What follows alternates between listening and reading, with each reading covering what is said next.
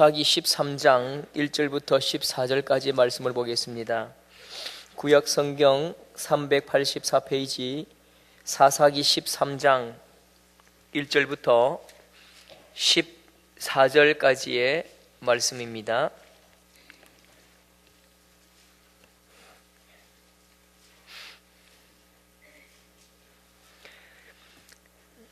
사사기 13장 1절부터 14절까지 말씀을 교독하겠습니다. 이스라엘 자손이 다시 여호와의 목전에 악을 행하였으므로 여호와께서 그들을 40년 동안 블레셋 사람의 손에 넘겨주시니라.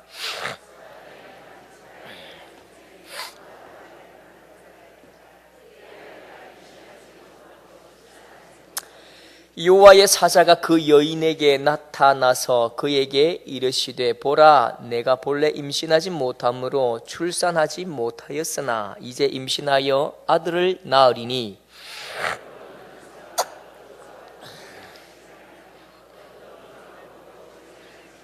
보라, 내가 임신하여 아들을 낳으리니 그의 머리 위에 삭도를 대지 말라. 이 아이는 태에서 나옴으로부터 하나님께 바쳐진 나실인이 됨이라.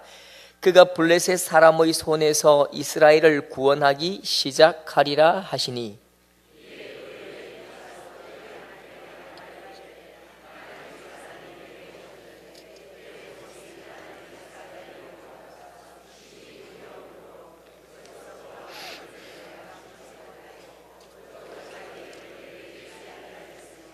그가 내게 이르기를 보라, 내가 임신하여 아들을 낳으리니 이제 포도주와 독주를 마시지 말며 어떤 부정한 것도 먹지 말라. 이 아이는 태에서부터 그가 죽는 날까지 하나님께 바쳐진 나실인이 됨이라 하더이다 하니라.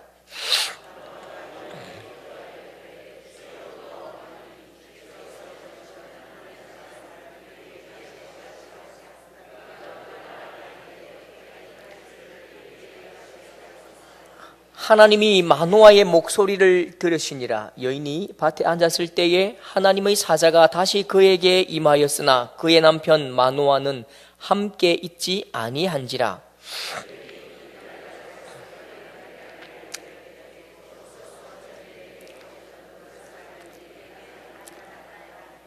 마노아가 일어나 아내를 따라가서 그 사람에게 이르러 그에게 묻되 당신이 이 여인에게 말씀하신 그 사람이니까 하니 이르되 내가 그러라 하니라.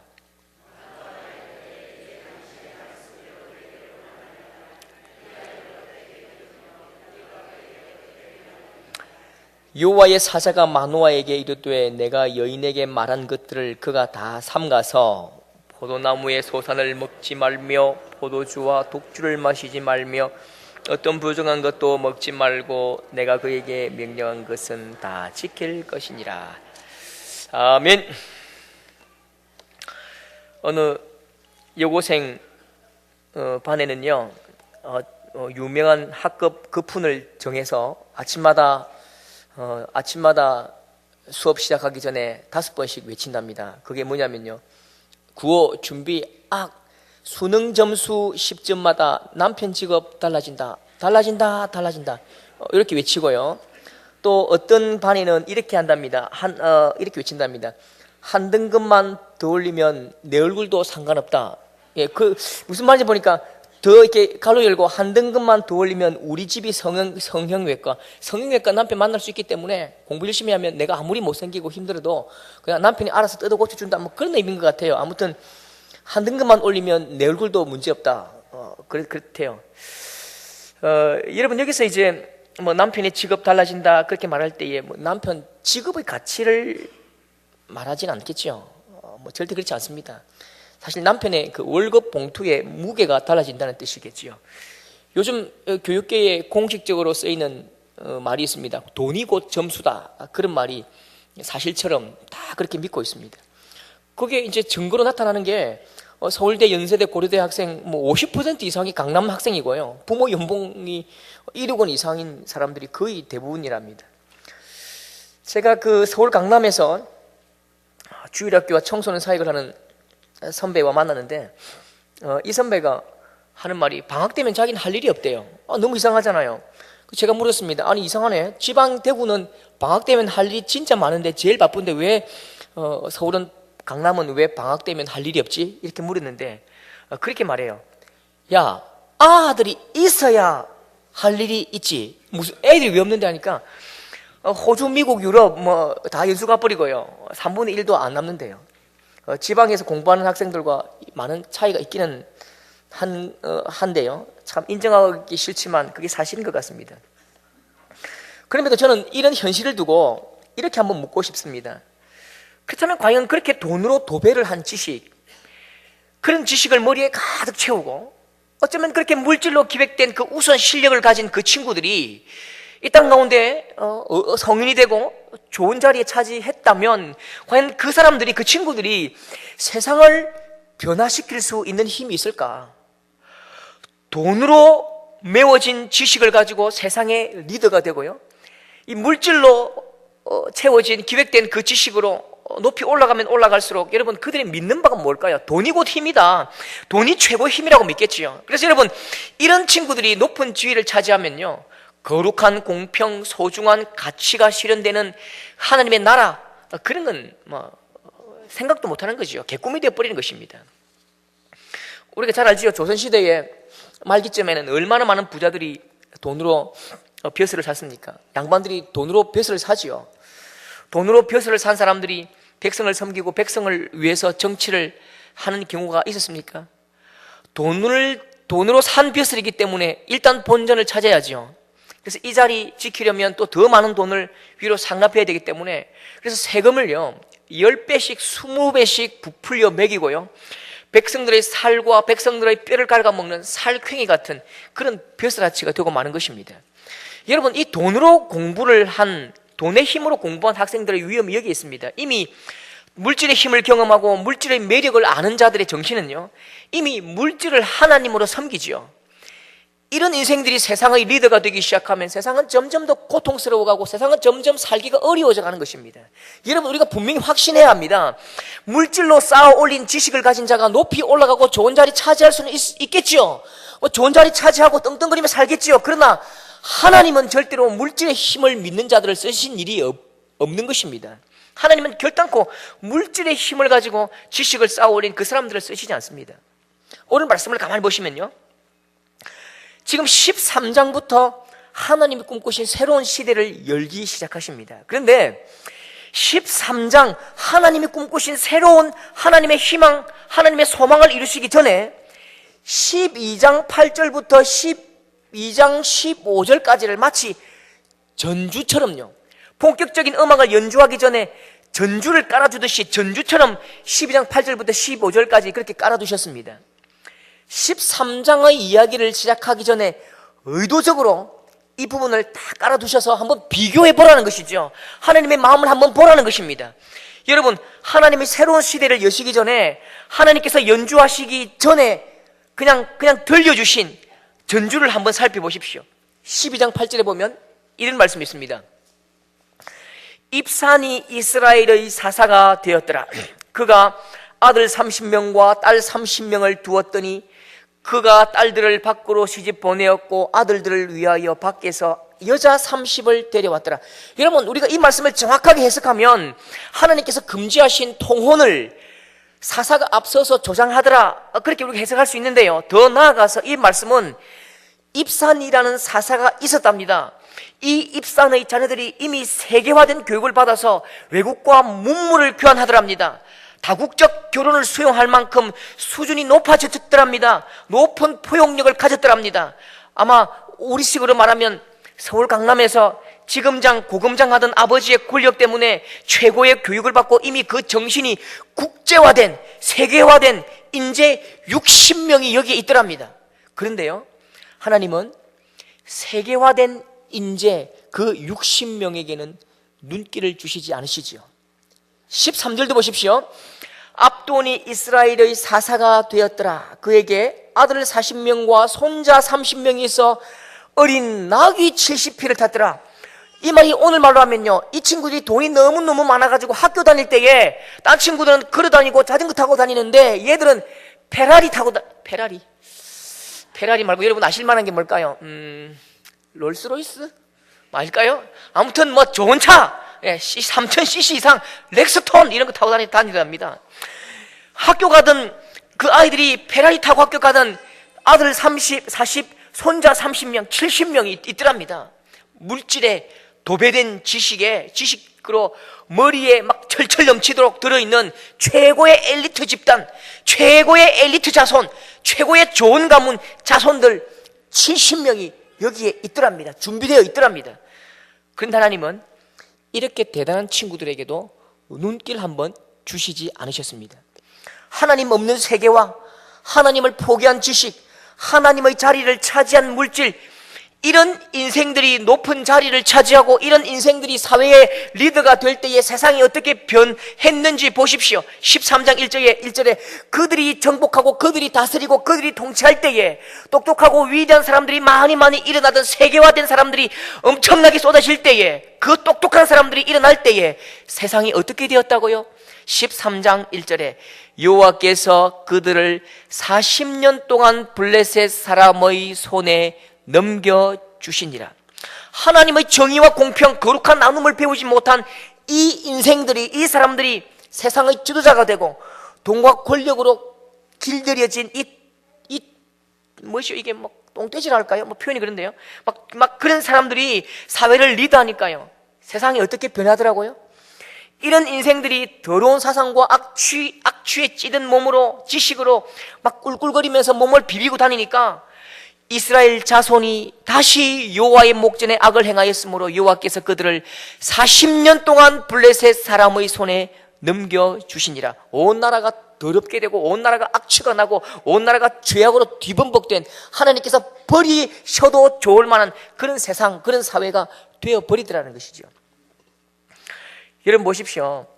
세계화 교육을 받고 특권층 교육을 받은 수많은 젊은이들의 그 악취에 고개를 흔드셨고 눈길 주시지 않으시던 그 하나님께서 오늘 13장에 그 거룩한 하나님의 눈길이 한 곳을 집중하셨습니다. 하나님께서 눈을 떼지 못하시고 무릎을 탁 치시던 곳, 그곳이 어디지요? 2절 말씀이지요. 소라 땅에 단지파 가족 중 마노아라 이름하는 자가 있더라. 이 지파가 어디라고요? 집안이 어느 집안이라고요? 단지파랍니다. 여러분, 이 말이 무슨 뜻인지 아십니까? 쫄딱 망한 집안이란 뜻입니다. 단지파는 분배받은 땅에서도 그 땅을 지키지 못하고 도망을 나오지요. 그래서 이방 민족에게 쫓겨다니고 이 지파 저 지파 흩어져서 그냥 신세지면서 사는 못난 부족이요, 못난 민족입니다. 못난 지파지요. 산골로 변두리로 밀려나서 허드렛 일만 하던 아주 볼품없는 지파입니다. 그 뒷말은 더 웃기는데요. 2절 말씀에 그의 아내가 임신하지 못함으로 출산하지 못하더니, 지금 이 블레셋 노예 생활이 몇 년째라고요? 4년 아니고 4개월도 아니고 40년째입니다. 40년째 지금 블레셋 종살이, 블레셋 종노릇하고 있는데요. 이 백성을 해방시키고 이 백성이 당하는 그 고통의 역사를 바꿀 하나님의 인재, 하나님의 사람을 찾으신다면서요. 그러면 그렇게 똑똑한 인재를 찾으시려면 12장 8절부터 15절까지 이렇게 엄청나게 많은 사람, 엄청나게 많은 젊은이들이 준비되어 있지 않습니까? 세계화된 젊은이들, 좋은 집안에서 좋은 교육받고 멋지게 교육받은 똑똑한 사람들, 이 사람들이 지금 수백 명 준비되어 있지 않습니까? 이 많은 엘리트들 중에 그 중에 한 사람, 수능 만점 받은 친구 하나 고르고 토익 만점 받은 고금장 지금장 아들 하나 골라가지고 사사로 세우면 되지 않겠습니까? 그런데요, 그 똑똑한 친구들 다 팽개치시고요, 지금 찾았다 그렇게 무릎 치신 사람이 누구라고요? 임신하지 못함으로 출산하지 못하더니, 임신하지 못한 그 한 녀석을 찾았답니다. 아니, 지금 이미 세계화된 교육을 받고 준비된 사람이 이렇게 많이 준비되어 있는데요, 세계 정세를 꿰뚫고 세계 정치와 경제를 다 섭렵한 엘리트가 지금 수백 명 준비되어 있다니까요. 한 달에 몇 천만 원씩 들여서 사교육으로 무장하고 멋진 차 타고 학교 다니던 몸짱 얼짱 막 키가 쭉쭉 빵빵한 사람들이 이렇게 많이 준비되어 있는데요, 하나님은 그들에게는 눈길을 주시 않는 것입니다. 마치 우리식으로 말하면요, 하나님께서 서울, 강남 타워 팰리스에서 찾지 않으시고요. 저 앞산 고산골에서 막 찾는 거죠. 예, 고산골 사는 사람들 있죠. 박모씨, 구모씨. 여러분, 세상의 교육은 기본 전제가 다릅니다. 세상의 교육은 목표가 다릅니다. 세상의 교육의 목표가 무엇입니까? 공부해서 남주나, 돈 벌어 남주나, 네가 벌어 네 다 해라. 네가 벌어서 좀 수신 제가 치고 평천아. 네가 공부 열심히 해가지고 높이 올라가고 가문을 빛내고 네가 좀 통치하고 큰 소리 쳐라는 것이죠. 세상 교육의 목적은 열심히 공부해서 좋은 직장 들어가고 돈 벌어서 좋은 집 사고 떵떵거리며 사는 것입니다. 그래서 내게 유익이 되면 선이고요, 내게 손해가 되면 그건 악이지요. 그런데 하나님의 교육은 그 목적이 전혀 다르지요. 하나님의 교육의 핵심이 무엇입니까? 여호와를 경외하는 것이 지식의 근본이요, 하나님을 사랑하고 내 이웃을 내 몸과 같이 사랑하라. 하나님의 영광을 위해 공부하고 남 주기 위해 돈 벌고 남 주기 위해 공부하는 것입니다. 그렇지요. 오늘 하나님께서 찾으시는 사람도 5절 말씀, 이 사람 찾지요. 블레셋 사람의 손에서 이스라엘을 구원하기 시작하니라. 블레셋 사람의 손에서 이스라엘을 구원하기 시작하리라. 힘들고 고통스럽지만 다른 사람을 위해서 내 인생을 바칠 사람, 나를 위해서 다른 사람을 유익하게 할 그 사람, 나를 태워서 다른 사람을 살릴 사람, 불같은 열망으로 휘어진 역사를 좀 바로잡을 그 사람, 재단불같이 하느님 앞에 드려질 내 몸과 마음을 불사를 인생, 그래서 그 이름도 불, 영어로 fire, 히브리는 모르겠습니다만 아무튼 그 이름도 불같은 사람, 그 이름도 불이에요. 삼손. 불같은 사람, 불의 사람 삼손을 찾아내시는 것입니다. 여러분, 똑똑하고 탁월하고 높아지고 엄청난 지식을 가지면요 성공할 수는 있습니다. 그런데요, 우리 성도들이 조금 착각하는 것이 뭐냐면요, 자녀들이 사법고시 패스하고 판검사, 공인회계사 시험 붙고 삼성전자 취업하면 그것을요 하나님께서 쓰셨다고 그렇게 생각하는 분들이 간혹 계십니다. 여러분, 그건 출세한 거지요. 그건 높아진 거지 하나님이 쓰신 것과 아무런 상관이 없습니다. 신앙생활을 하면서도 하나님 나라와는 전혀 상관없이 잘 먹고 잘 살 수 있다니까요. 그러나 이런 인생이 세상의 아픔을 치료하고 하나님의 나라를 이루는 것, 그것과는 아무런 상관이 없이 살아갈 수도 있는 것입니다. 여러분, 그러므로 저는 확신합니다. 하나님께서 쓰시는 사람은요, 하나님 앞에 기도하면서 사는 법을 아는 사람, 말씀 붙들고 세상을 섬길 줄 아는 그 사람을 하나님은 들어 쓰시는 것입니다. 오늘 세례 받으시는 분들은요, 이제 삶의 목적이 바뀐 것입니다. 그 인생이 바뀐 것입니다. 하느님 말씀 가운데 여러분, 모세와 그 백성들이 홍해를 통과하면서 그것을 세례받았다고 표현하시거든요. 그러므로 그들이 이제 종이 아니라 새로운 하나님의 나라를 세우는 사람으로 그 삶의 목적이 바뀐 것입니다. 오늘 말씀도 세례받으면 이미 그 삶의 목적이 바뀐 것입니다. 나의 영광과 나의 출세와 내가 잘 먹고 잘 살기 위해 사는 것이 아니라 내 인생은 하나님의 나라, 하나님의 영광을 위해 살아가는 새로운 삶으로 인생의 목표가 수정된 것입니다. 오늘 유아 세례를 받으시는 부모 여러분, 이제 아이들이 자라는 순간순간마다 묻고 또 물으십시오. 공부해서 돈 벌어서 뭐 할래? 이렇게 하지 말고요. 너의 인생의 목적이 무엇이냐? 하나님의 나라와 하나님의 영광입니다. 무엇을 위해 공부하느냐? 하나님을 사랑하고 이웃을 사랑하기 위해 공부합니다. 왜 돈 버느냐? 남 주기 위해 돈 법니다. 계속 묻고 또 물으십시오. 그래서 진실로 하나님 앞에서 불같이 자신을 태우고 세상의 빛이 되는 우리 귀한 하나님의 사람들이 될 수 있기를 축복합니다. 요즘 뉴스에 보니까요, 정모 씨라는 사람이 좀 이슈가 되는 것 같습니다. 정모 씨인데요, 이 사람이 눈에 보이지 않는 문고리 권력의 핵심이라고 그렇게 말하던데요. 그래서 이 사람이 국무총리와 비서실장을 내정하면 그대로 된다, 이런 루머가 도는 것 같습니다. 그런데 더 웃기는 것은요, 이 사람이 또 이모 씨라는 무당을 정기적으로 만났답니다. 만나서 내각을 지명할 때에 이 사람 어떻습니까? 이 사람 어떻습니까? 그렇게 조언을 구했답니다. 그런데 또 이 머리 나쁜 무당은 그냥 가만히 입 닫고 있어야 되는데요, 온갖 다니면서 내가 점 찍으면 총리 되고 내가 점 찍으면 장관도 된다, 그렇게 떠벌리고 다녔다고 그런 소문이 돌았던 것 같습니다. 물론 이게 사실인지 아닌지 잘 모릅니다. 사실이 아니라고 믿고 싶은데요. 그런데 문제는 과거 여러 정권을 거치면서 선거일을 결정하고 어느 날짜에 해야 우리 당이 유리한지 선거일을 결정하고 장관과 차관을 임명할 때에 꼭 뒤에서 조언을 하고 관상을 보았던 무당 집단과 승려 집단이 있었다는 것은 사실이지요. 누구나 다 아는 사실입니다. 여러분, 조언을 누구에게 듣는 것이 중요하냐? 조언을 듣는 것이 왜 중요하냐 하면요, 누구에게 조언을 듣느냐, 내가 내 인생의 문제를 누구에게 묻느냐, 내가 누구에게 충고를 받느냐, 그것이 곧 나의 정체성을 결정하는 것이기 때문입니다. 국가 대사를 결정할 때에 무당이나 승려의 조언을 듣고 결정한다면 그 나라는 무당의 나라지요. 여러분, 오늘 말씀을 보면 하나님의 사자가 먼저 마노아의 아내에게 나타나십니다. 마노아의 아내에게 하나님께서 약속하신 자녀 양육의 방법을 가르쳐 주시는데 하필 그때 마노아가 그 자리에 없었답니다. 그래서 마노아가 그 이야기를 듣고 다시 하나님께 기도합니다. 마노아의 기도 소리를 한번 들어보십시오. 우리 다 같이 읽겠습니다. 8절 말씀, 마노아가 하나님 앞에 어떻게 부탁하는지 8절 시작. 우리에게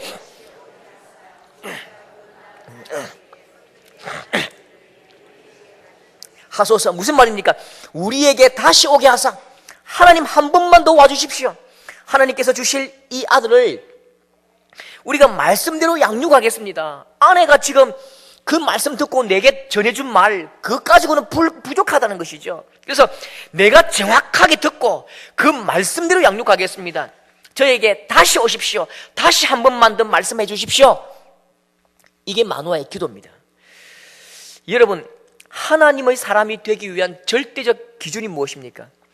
하나님의 말씀을 먹고 자라고 말씀의 비전을 따라 성장해 가야 하나님의 사람이지요. 그래서 마노아가 기도합니다. 하나님의 아들, 이 아들을 말씀대로 가르치겠습니다. 말씀대로 키우고 싶습니다. 한 번만 더 하나님의 말씀을 듣고 싶습니다. 하나님께서 말씀해 달라고 그렇게 기도하는 것입니다. 여러분, 대한민국 부모에게는 자녀를 향한 독특한 관점이 있습니다. 그게 뭐냐면 조금 어려운 말로요, 투사라고 합니다. 투사. 이게 무슨 의미냐면 부모는 자기가 못다 이룬 꿈이나 자기가 간절히 원하던 그것을 아들에게 그대로 투사합니다. 그래서 못다 이룬 나의 꿈을 이 아들이 대신 성취해 주기를 원하는 것이죠. 이런 생각이 이런 생각 속에 자리 잡고 있는 가장 무서운 전제가 무엇이냐면요, 이 자녀는 나의 소유다. 이 자녀는 나의 분신이다. 이런 안타까운 생각이 또아리를 틀고 있는 것입니다. 여러분, 우리가 반드시 기억해야 합니다. 자녀는 내 것이 아니지요. 자녀는 나의 꿈을 대신 이루어주고 내 가슴 속에 서려 있는 한을 풀어주는 그런 투사체가 아닙니다. 자녀는요, 하나님께서 내 가정에 맡기셔서 양육을 부탁하신 하나님의 아들, 딸인 줄 믿으시기 바랍니다. 내 아들, 내 딸이 아니라 하나님의 아들이요, 하나님의 딸이라니까요. 그래서 하나님의 아들, 하나님의 딸이기 때문에 하나님의 뜻이 중요하고 태초부터 하나님께서 이 아들과 딸을 통해 이루시려는 그 놀라운 꿈과 소망이 중요한 것입니다. 하나님의 소원을 이루는 사람, 하나님 주신 비전으로 사는 사람이 그 마지막 결성점이기 때문에 오늘 말씀에 마노아가 말하지요. 8절에 우리가 그 낳을 아이에게 어떻게 행할지를 우리에게 가르치게 하소서. 여러분, 이 한마디가 기독교 부모 교육의 핵심입니다. 우리가 가르치게 하소서. 그 아이에게 어떻게 행할지를 우리가 가르치게 하소서. 여러분, 동물 중에 그 멍멍이 개의 젖으로 생명을 유지하는, 길러지는 그 동물을 뭐라고 부르지요?